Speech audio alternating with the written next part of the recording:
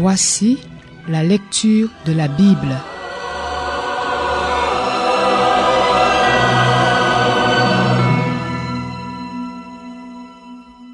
Zacharie, chapitre 12. Message. Parole de l'Éternel sur Israël, déclaration de l'Éternel qui a déployé le ciel et fondé la terre, et qui a formé l'esprit de l'homme en lui. Je ferai de Jérusalem une coupe enivrante pour tous les peuples environnants. Il en ira de même pour Juda lors du siège de Jérusalem. Ce jour-là, je ferai de Jérusalem une pierre lourde pour tous les peuples. Tous ceux qui la soulèveront s'y écorcheront, et toutes les nations de la terre se rassembleront contre elle. Ce jour-là, déclare l'Éternel, je frapperai tous les chevaux d'épouvante, et leurs cavaliers de folie. J'aurai les yeux ouverts sur la communauté de Juda, mais je frapperai d'aveuglement tous les chevaux des peuples. Les chefs de Juda diront dans leur cœur, les habitants de Jérusalem sont notre force par l'Éternel, le Maître de l'univers, leur Dieu. Ce jour-là, je rendrai les chefs de Juda pareils à un foyer allumé parmi des arbres, à une torche enflammée parmi des épis. Ils dévoreront à droite et à gauche tous les peuples environnants, et Jérusalem restera à sa place, à Jérusalem. L'Éternel sauvera d'abord les tentes de Juda afin que la fierté de la famille de David, la fierté des habitants de Jérusalem ne s'élève pas au-dessus de Juda. Ce jour-là, l'Éternel protégera les habitants de Jérusalem et le plus faible parmi eux sera, ce jour-là, pareil à David, la famille de David sera pareille à Dieu, pareil à l'ange de l'Éternel devant eux. Ce jour-là, je travaillerai à détruire toutes les nations qui viendront attaquer Jérusalem. Alors je déverserai sur la famille de David et sur les habitants de Jérusalem un esprit de grâce et de supplication, et ils tourneront les regards vers moi, celui qu'ils ont transpercé. Ils pleureront sur lui comme on pleure sur un fils unique, ils pleureront amèrement sur lui comme on pleure sur un premier-né.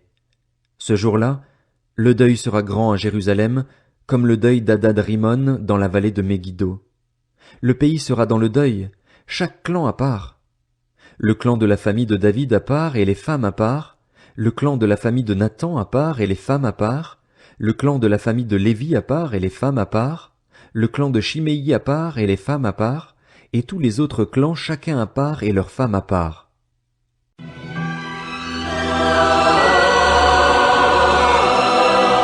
C'était la lecture de la Bible.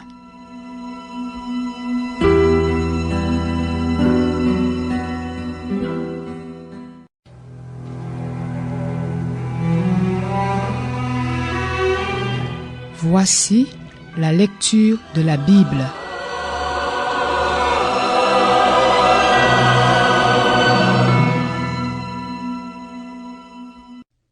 Zacharie, chapitre 13. Ce jour-là, une source jaillira pour la famille de David et les habitants de Jérusalem, pour laver péché et souillure. Ce jour-là, déclare l'Éternel, le Maître de l'univers, j'éliminerai du pays les noms des idoles, afin qu'on ne s'en souvienne plus. Je ferai aussi disparaître du pays les prophètes et l'esprit d'impureté. Si quelqu'un prophétise encore, son père et sa mère, ceux qui lui ont donné naissance, lui diront, « Tu ne vivras pas, car tu dis des mensonges au nom de l'Éternel. » Son père et sa mère, les auteurs de ces jours, le transperceront quand il prophétisera. Ce jour-là, les prophètes rougiront chacun de leur vision quand ils prophétiseront, et ils ne mettront plus un manteau de poil pour tromper. Chacun d'eux dira, « Je ne suis pas prophète, je suis cultivateur, quelqu'un m'a acheté dès ma jeunesse. » Et si on lui demande, « D'où viennent ces blessures que tu as aux mains ?» Il répondra, « C'est dans la maison de ceux qui m'aimaient que je les ai reçus. » Épée, réveille-toi contre mon berger et l'homme qui est mon compagnon, déclare l'Éternel, le Maître de l'univers. Frappe le berger et que les brebis soient dispersées, et je porterai la main contre les faibles. Dans tout le pays, déclare l'Éternel, les 2/3 seront éliminés et mourront, mais l'autre tiers subsistera. Je mettrai ce tiers dans le feu et je le purifierai comme on purifie l'argent, je l'éprouverai comme on éprouve l'or. Il fera appel à mon nom et moi, je lui répondrai. Je dirai, c'est mon peuple. Et lui, il dira, l'Éternel est mon Dieu.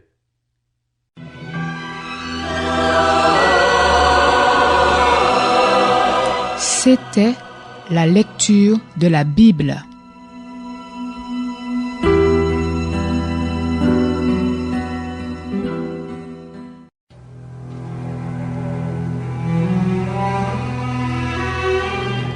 Voici la lecture de la Bible.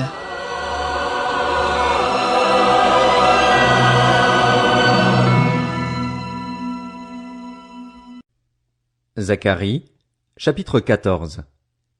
Voici qu'arrive un jour pour l'Éternel, et l'on partagera au milieu de toi le butin qu'on t'a pris.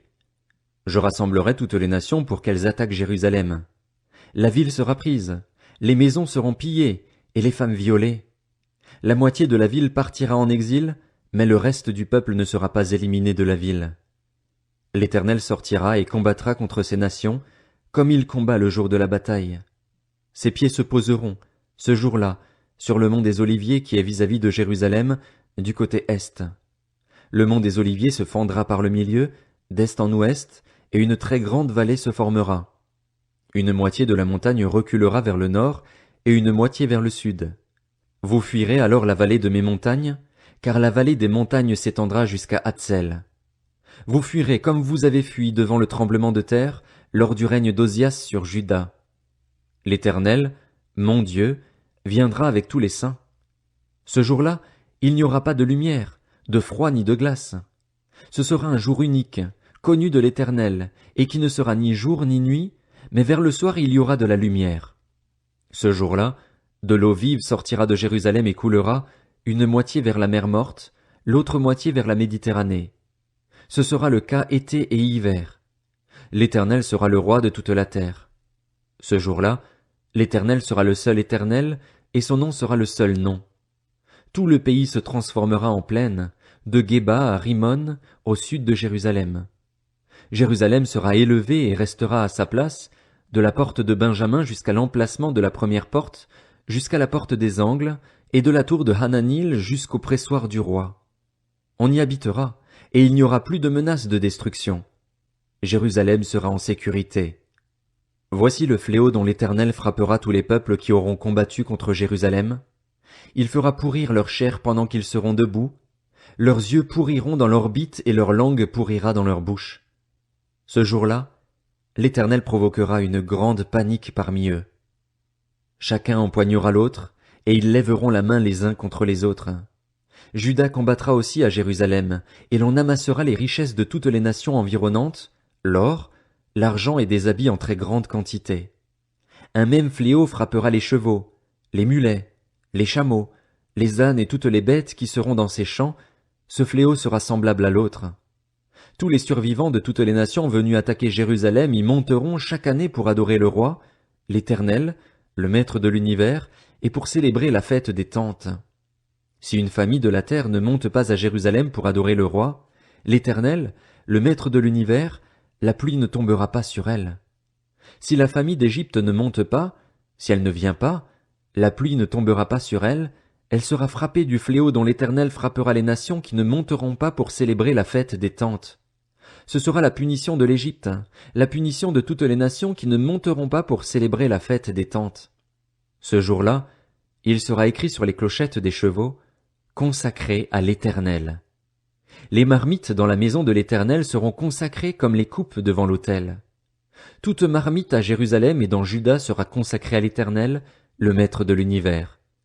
Tous ceux qui offriront des sacrifices viendront et s'en serviront pour cuire les viandes, et il n'y aura plus de marchands dans la maison de l'Éternel, le Maître de l'univers, ce jour-là.